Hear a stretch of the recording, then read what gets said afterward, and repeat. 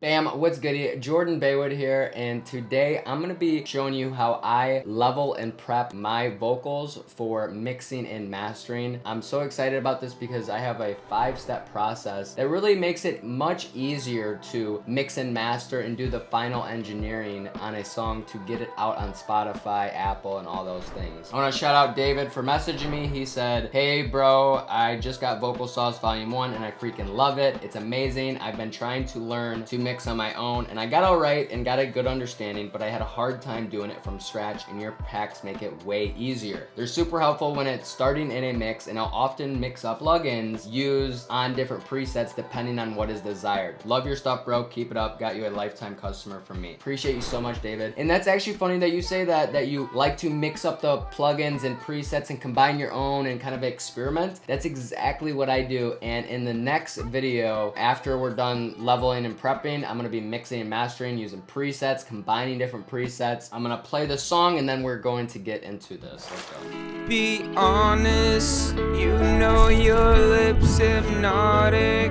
Translate my sins through sonnets. Brain sick, can't find my balance. The first thing I'm going to do is turn this beat down, especially when you're getting off of YouTube. As producers, we are mastering the beat to make it loud and proud, but it leaves no space for the vocals in the final mixing and mastering. So all we're gonna do is I'm just gonna go -4. The next thing I like doing is adding a BPM meter to the beat, a BPM counter, and it's gonna tell me the BPM of the beat, and we're gonna make this whole project file the same BPM.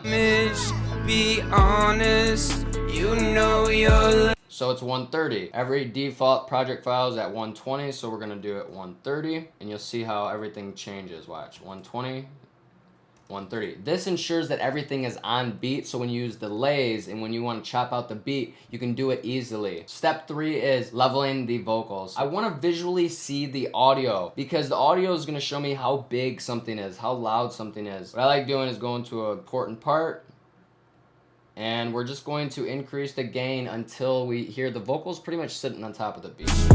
Why do you lie every single time? And then what I like doing is just adding a level meter to see where I'm at in an RMS level. Now for the past year and a half, I've been mixing vocals around a -20 because that's how I program my presets, and that way I have a consistent feed throughout every preset. Balance, I'm damaged. Why do you lie every single time? I get high. So that's, yeah, around -20. So in the verse, and we see there's a lot of inconsistency right here, so we want to check out, is this part of the performance? Is it supposed to get louder right here? Or do I need to split this audio up and make this, you know, kind of eyeball it out? The next part of the process I like doing is just finding the key of the beat. You can do this by putting in a website or doing auto key by Intera. It's gonna find the key, and then I'm just gonna name this track that key, just so later down the line when we're, you know, messing with presets and messing with auto tunes, is that we can remember the key of the beat. Fucking with my head, fucking with my mind. I'm the leader of the race, but I'm far behind. All right, so A major. So A major, just so we remember. Okay, and then the last part of the process, what I really like doing just to simplify everything, is I'm looking at my main track. What is the main most important vocal in this song? And it's this main hook, right? When I start the mixing process, you know, I like to just pretty much look at one track and the beat. Everything else we're going to huddle up into a group, and we're just gonna close this, and we're gonna do vocals, and we're gonna mute it. And so when we go to the mixing process, it's a lot easier. The final and 5th trick I have to preparing your songs for mixing and mastering is by downloading presets and templates. We have a bunch on the website. These presets are already locked and loaded and ready to go for me to start, you know, experimenting with them and hearing different ones. So in the next video, we'll be going through these, but it is an important part of the process to have them installed and ready to go. That is it. And I hope you guys enjoyed. If you did, please make sure to smash that like button. It helps so much. You have no idea. And make sure if you have any questions at all about leveling or prepping your vocals for a mix, make sure to comment them down below. If you want to join the Baywood community, hit us up on IG, Baywood Nation. Send us your music. Send us your stuff. Let's make more music. Let's go. I'll see you guys next video.